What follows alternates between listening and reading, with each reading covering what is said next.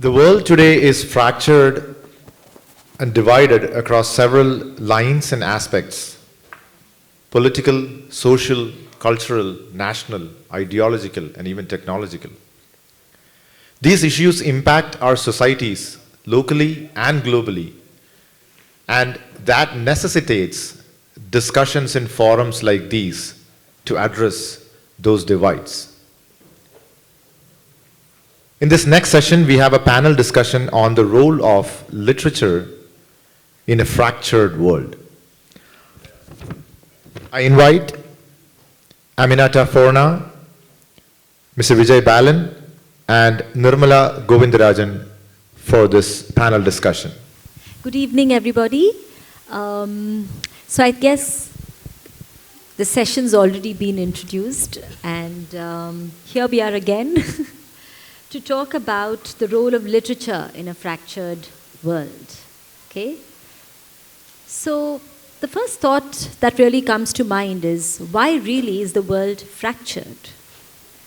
So, decades ago, when I was still in school, I wrote a poem for an inter-school contest, and they had given us the topic. And I remember just 2 lines from that poem.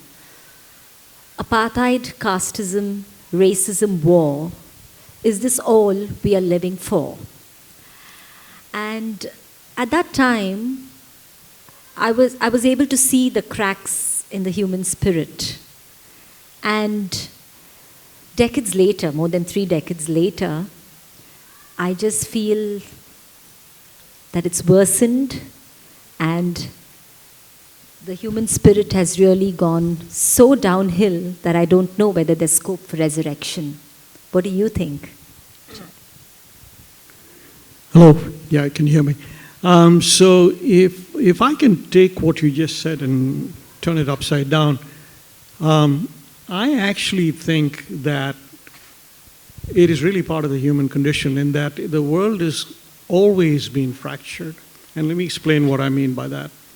If you go way back, and I tend to look at things from a historical lens, if you go way back, I mean, it's right. So it's in my mind, it's part of the reptilian brain, which triggers a fight or flight reflex. If you go back to the time when the human being was a hunter-gatherer, it was a question of if either I get it or you get it, right? So, and then when human beings became more sedentary and they built townships and farms and so on, and then it's a question of, okay, he and I are alike, fine, it's us against the world, which is why a lot of our ancient cities are walled cities. So I think that it's part of the human condition, in that this notion of the othering has always been there, in spite of the best efforts of so many great thinkers and other human beings, like Jesus Christ, for example, said, "Love thy neighbor," right? And so many Sufi thinkers likened my love for another human being to my love for God. The Buddha famously talked about compassion towards all sentient beings, not just human beings. And then if you take it to another level, I mean, in Advaita philosophy, there's no difference between Atman and Brahman, in that you and the universe are part of the same. So there have been several attempts at trying to engender a more humanistic or holistic way of looking at life. But nevertheless, there has been continuous conflict, there's continuous othering. So it might be kind of a dismal way to look at things, but I think this is part of the way we've evolved, and that there have been attempts through things like literature or music or the creative arts to kind of bring those schisms or kind of paper over those schisms. So so in answer to your questions, why is the world fractured? Because it's always been. So plus ça change. I agree. I disagree with one point, actually, which it was about hunter-gatherers, because I happen to be spending a lot of time with paleontologists at the moment for reasons which I will one day reveal. But the hunter-gatherers were apparently very peaceful. And the reason is because there were enough resources to go round. So given what I write about and my life experience, a lot of my friends are war correspondents. And one of them said to me a while back, a couple of years ago, when Ukraine kicked off, he said, you know, I have been reporting wars for 30 years and I have never seen the world this bad. And he also said, war is just armed robbery under another guise. And I thought about that ever since, and actually whenever I apply it to a situation, I think that is true actually. It is about resources. Right, someone is always trying to take somebody else's resources. Even if I think about the small war in Sierra Leone, I mean, it wasn't small for us, but in global terms it wasn't particularly relevant. But that was about two things. It was about Liberia, trying to get the resources of Sierra Leone, the diamonds and the gold, to fund their own war. And then on a continental level, it was about Colonel Gaddafi trying to establish his power across a part of the continent.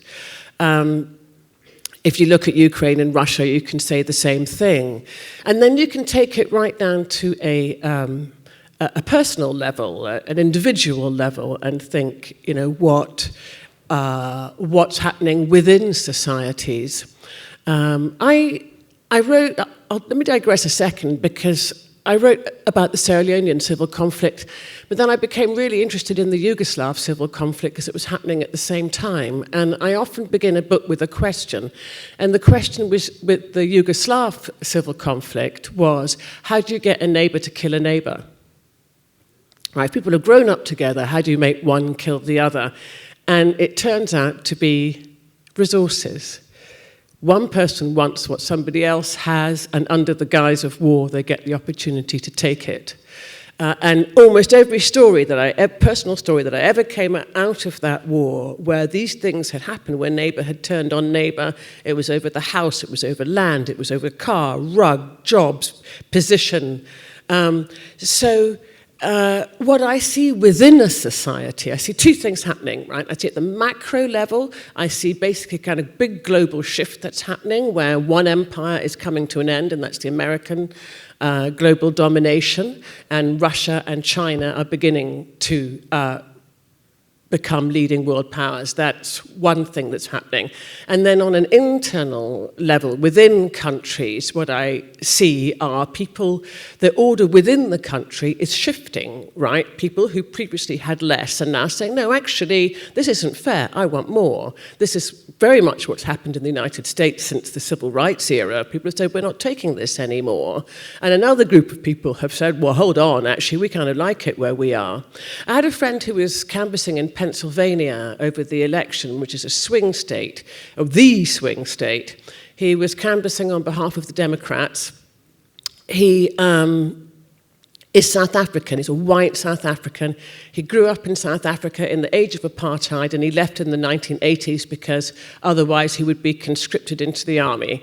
And he said that as he canvassed and as he listened to people in Pennsylvania, white people in Pennsylvania, telling him they were voting for Trump, he said it reminded him of South Africa in the 80s, where a privileged class was going to do absolutely everything it could to hold on to that privilege. So what I see is that we're seeing fights about resources in a heavily populated world, which is why the hunter-gatherers didn't fight, because they didn't need to, right? We're in this heavily populated world, and everyone is scrabbling for as much power and resources as they can, and things are shifting. Yeah. Would you like to add to that? Yeah, I was just going to add to that this notion of the scramble for resources, and as being one of the roots of conflict. Absolutely, you've got something, I want it, so I'm going to take it. But in my mind, it's not only that. There is also this notion of ideology. I mean, absent resources, I look at the world a certain way, you don't. I'm going to get you to think about the world that I do, whether it's religion, whether it's political ideology, whatever. So that's another strand that drives this othering. I think that's part of it, though. Yeah, at the end of I the think day, ideology gets used. at the end of the day, the resource question is definitely there, but there are overlays beyond that, and also it's just hubris. I mean, there are despotic leaders who start conflicts for no other reason other than they think they can. So I agree with you that resources lie at the root of a lot of these things, but ideology tends to play a huge part as well. Where, people, there have been wars started over absolutely arid deserts, even before the discovery of oil, for no other reason other than, okay, I have a certain way of looking at the world and I want people who live in those deserts to think like me. So it's nuanced is what I'm saying. There's so many reasons that trigger the othering. Resources, of course, being the most common or fundamental of all of them. I would like to add to that. I think religion is one of the biggest dividers, and politicians are using religion to other. I grew up in India at a time where Hinduism was one of the most open and accepting religions, even inside our own homes. And of course, there were few families that were very orthodox. But now a lot more people want to have this organized religion, and they're getting into cliques, and they're othering between two homes, there's so much othering going on, and especially with our right-wing political system, and of course these top conglomerates like the Adanis and Ambanis wanting to own everything, the whole country. They're wiping out the potti kada, or the small shop, They're wiping out people, and of course there's going to be conflict.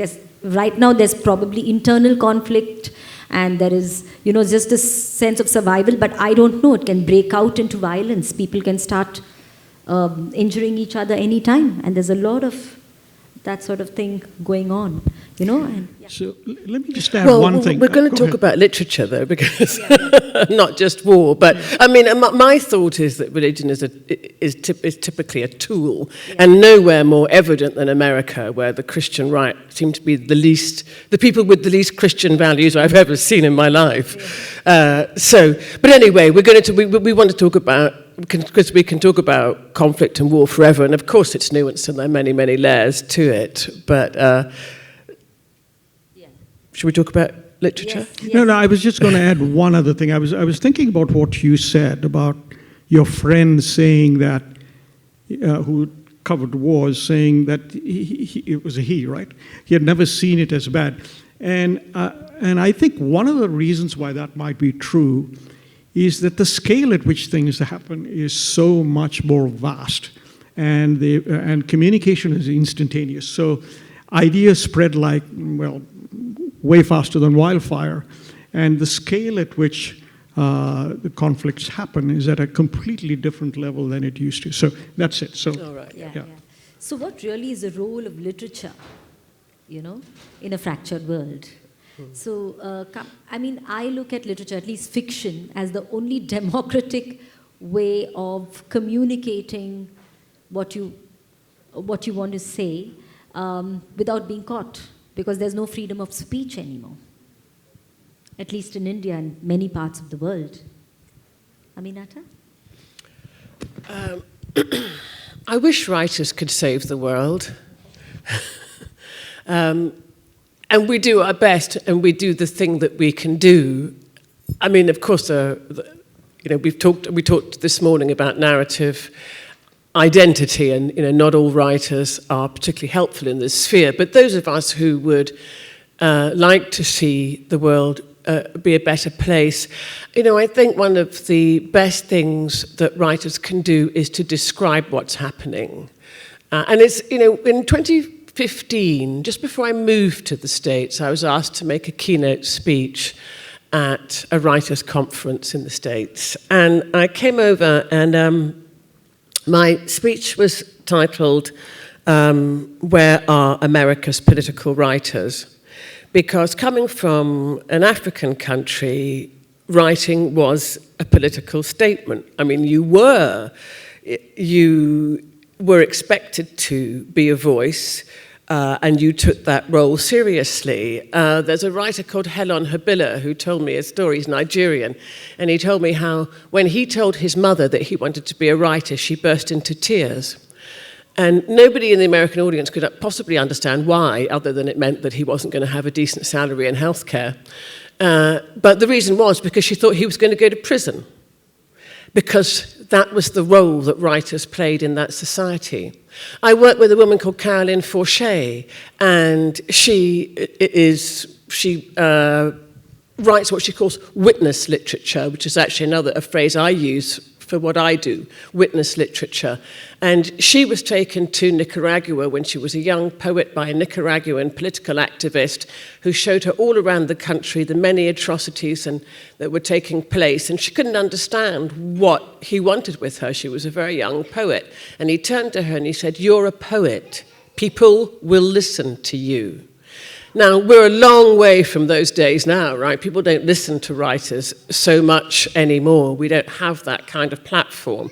But the small platform that we do have, I use to describe what I see happening. And when I gave that speech, Where Are America's Political Writers? Because at that time, writing was sort of dominated by, I don't know, divorce, I hate my parents. This is mostly what was coming out of the United States. Well, really a lot of I hate my parents. And the rest of the world was sort of couldn't understand what American writers were doing.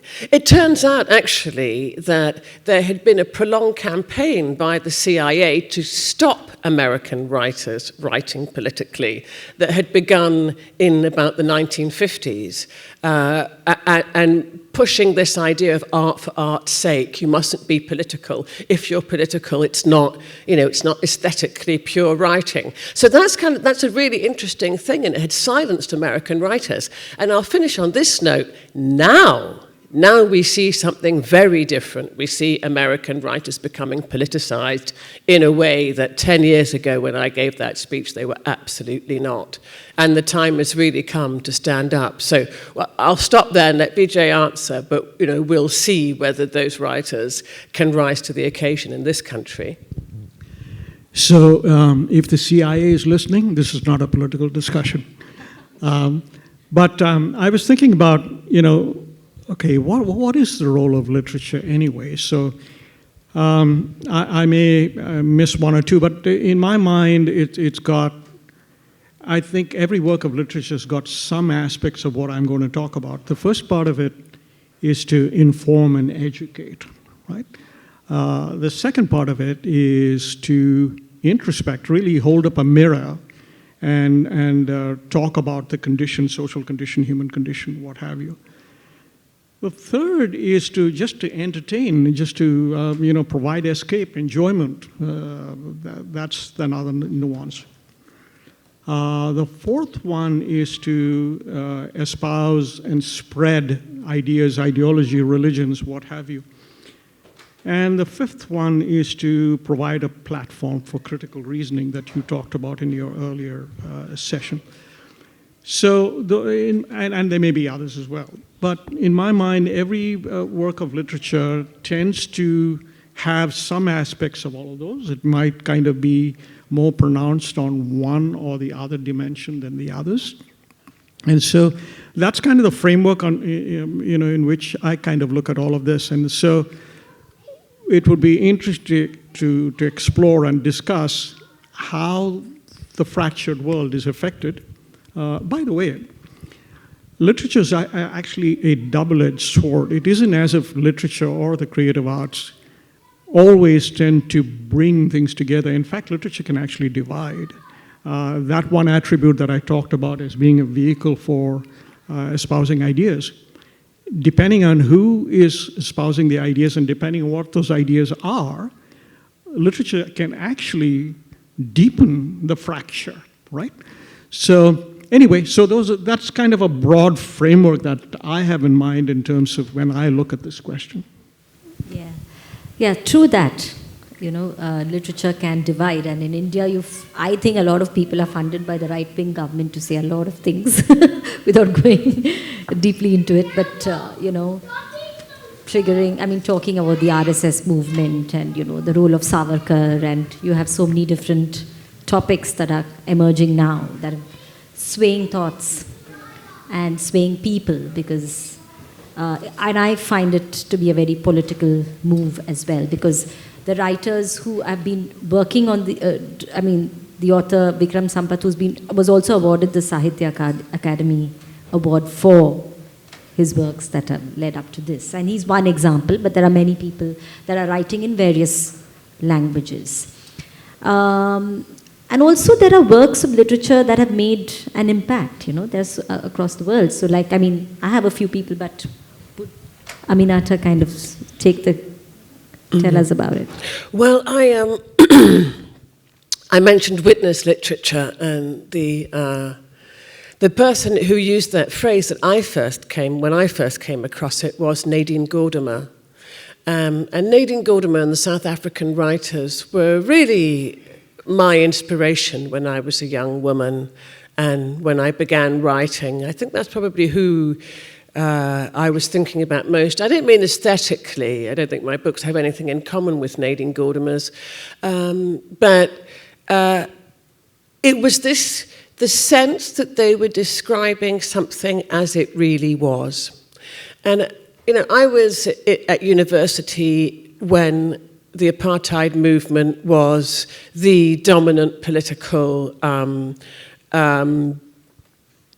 lightning point for young people. And we marched against it, and we boycotted South African goods, and we didn't eat outspan oranges, and we didn't bank at Barclays, and we did all kinds of things in order to try to change that regime.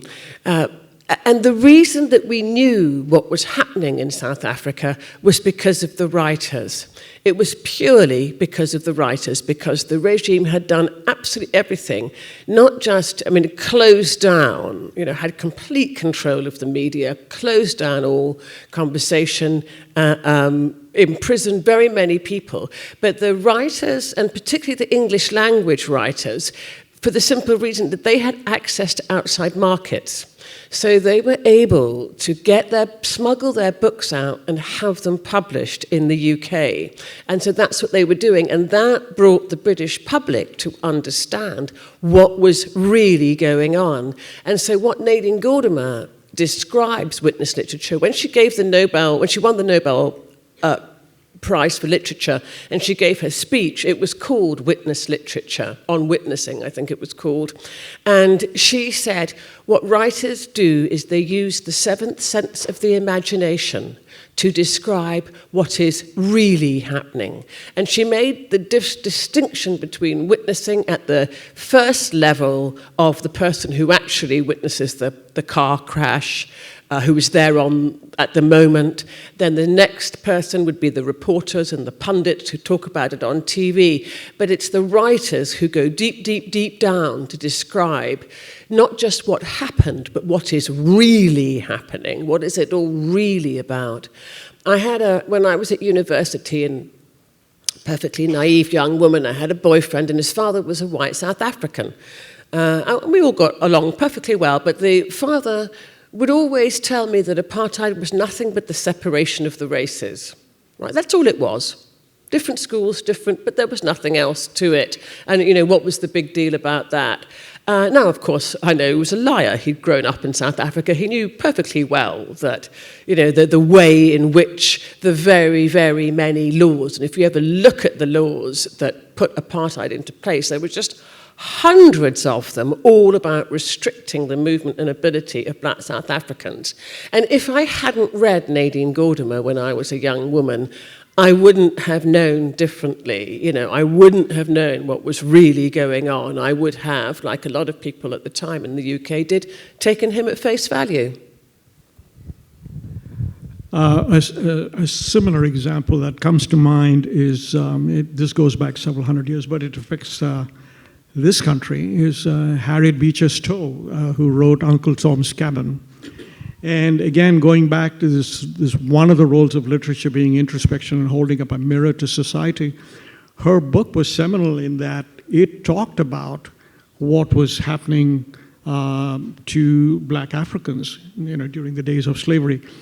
And famously, after the Civil War was fought, Abraham Lincoln is supposed to have gone up to her at some meeting and said, "Okay, so you're the woman who caused this war."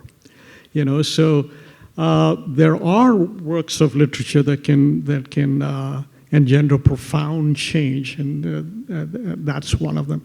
Another one that comes to mind is "Bury My Heart at Wounded Knee," that talks about what happened to the Native American. And there's another book about the Trail of Tears as well. I can't remember the title off the top of my head. So there are books that kind of hold a mirror up to society and then cause change, even though that may not have been the explicit purpose of writing the book in the first place. These are two examples that come to mind along those lines. And when I was in my teens, it was roots. That's how I understood American slavery, the history of slavery in America. It was Roots has become a TV series. I can't pretend I read the book. I watched the TV series. So these things can filter through a culture. But and actually, when we think about literature, we should probably also think. It's plays. It's one of the plays I teach, for example, is by the Chilean Ariel Dorfman, "Death and the Maiden." Do you know this play? Well, Death. It's a film, so you can actually watch it without having to go to a theatre. Ariel Dorfman wrote "Death and the Maiden," and it was a play about Chile under Pinochet. And it's about a woman who hears her husband coming home one night, and he's got a man in the car with him. And the reason he's got the man in the car with him is that he passed him on the road. The man's vehicle had broken down. He's given this guy a lift, and he's brought him to the house in order that they can phone a garage and sort out the car.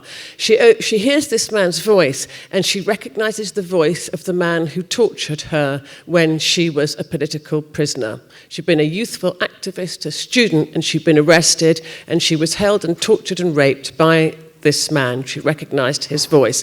And the whole play is about her response to that and her husband's response. And the man, of course, denies that that is who he is. And because she was kept blindfolded all the time, the only thing she has is the voice. Now, Dorfman was a poet and a novelist, but he decided to make it a play because he said, this has to be a public spectacle. There has to be a public reckoning.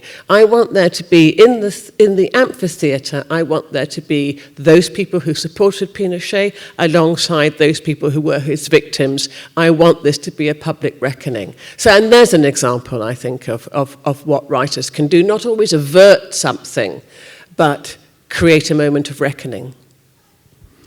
And I was just going to add, there are some works which have had profound effect, but only for a limited amount of time, only for this thing to rear its ugly head again.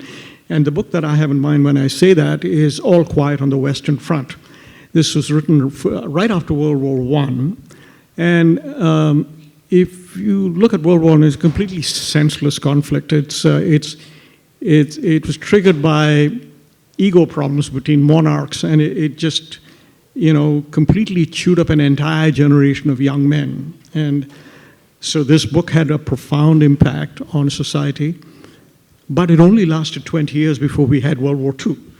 So, the best efforts can create change, but it needs constant feeding. It's not episodic. It's not an event. It's a process.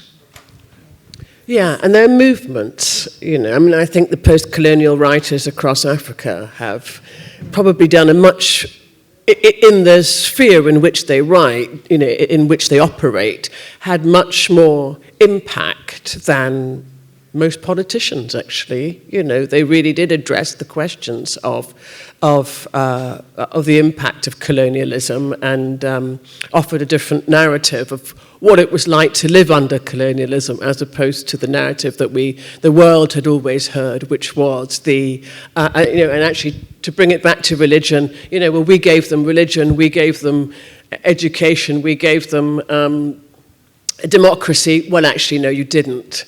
No, you didn't. But those were the crusading words of the British colonials as they moved through Africa, trying to persuade Africans that it was for their own good.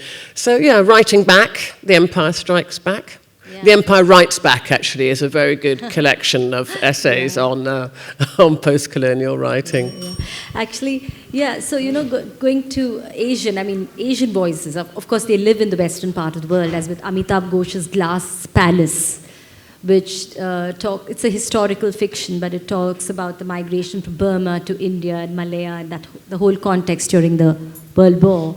And then we have, more recently, Mohsin Hamid's British Pakistani writer's works, Exit West and The Reluctant Fundamentalist.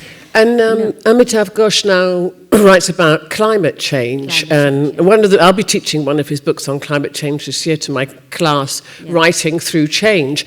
And actually, I think that's another very good example, is that, people find it quite hard to listen to scientists. Yeah. But they'll listen to storytellers. Absolutely, yeah. So, and I don't know, as a writer, as a citizen of the world and as a writer, I seek for a world without borders and a world and no armies. So, and I hope writing inspires that. And on that note, can we throw it open to questions? Do you all have anything I was else just going to add one when you talked about borders. Borders. So there are works that inspire other works that inspire other works. So sometimes you have a domino, kind of a positive domino, if you will. If you take a look at Gandhiji, Mahatma Gandhi, he had many sources of inspiration, but two of them were Tolstoy and Thoreau.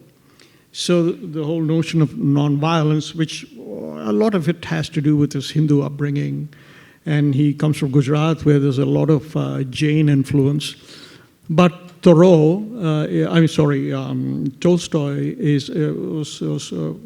had a profound influence on him.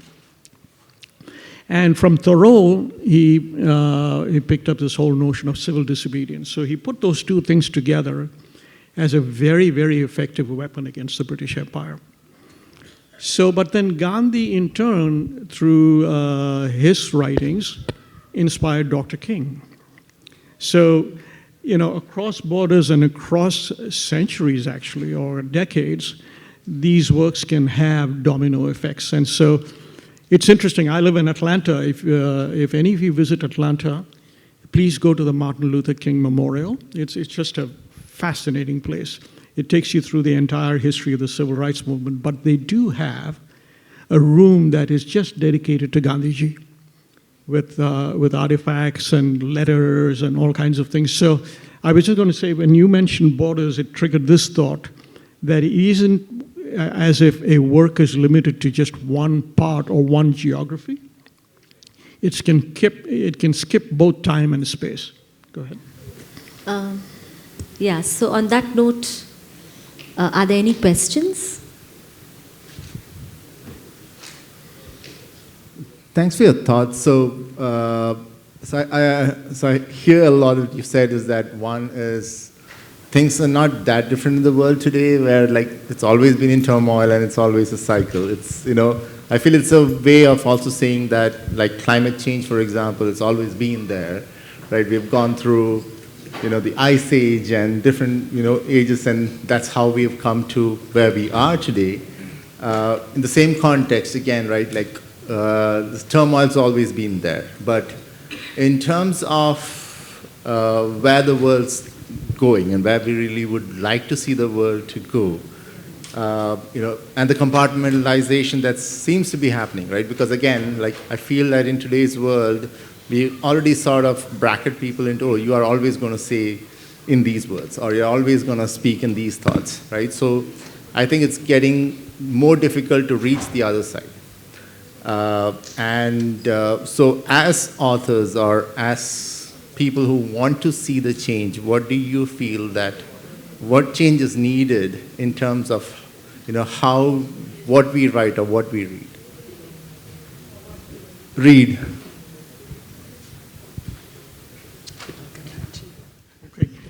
In terms of what one reads, okay, I don't think it's a silver bullet in that, okay, you read this, that, and the other. I would say, read as expansively as one can, because as you integrate different points of view, it'll also help you understand how different people see the world. Again, going back to the point that I made earlier, that one of the roles of literature is to inform and educate.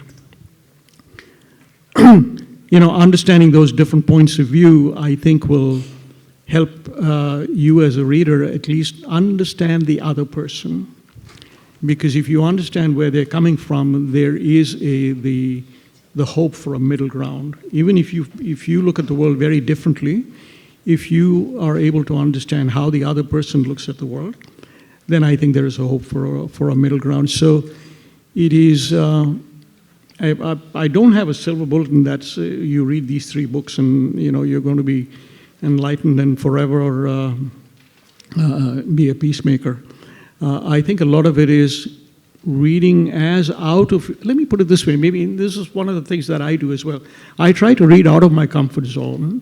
I try to read out of things that I know a lot about, and that helps me learn a lot about both the human condition as well as different cultures and different ways in which people look at the world. Do you have a view? When I think about my writing, I think of the line by Paul Klee, the artist, who said that when he does a drawing, he takes a line for a walk. And I always think I take a thought for a walk. And I tend to start with a question that I want to have answered. And so I think, I also approach my reading like that. What is the thing that's bothering me I want to know more about? Right, and I tend to choose books based on that, something that I'm interested in, some question that requires answering. What is alarming me a lot about the present moment, particularly in the United States, is this idea of appropriation, that you can't write outside yourself. I can only ever write as a mixed race, middle-aged woman. That's not going to inspire very many readers, especially if all my characters are exactly the same, because that's all I can do. They have to fall in love with each other, shoot each other, and rob each other, kill each other, whatever, but they're all the same. That makes no sense. The whole purpose of writing and reading is to inhabit the other, right? It is subjectivity. I was asked to give a talk to a class at Harvard, and at first I couldn't really see what this class had to do with anything that I was talking about. I think they were development specialists.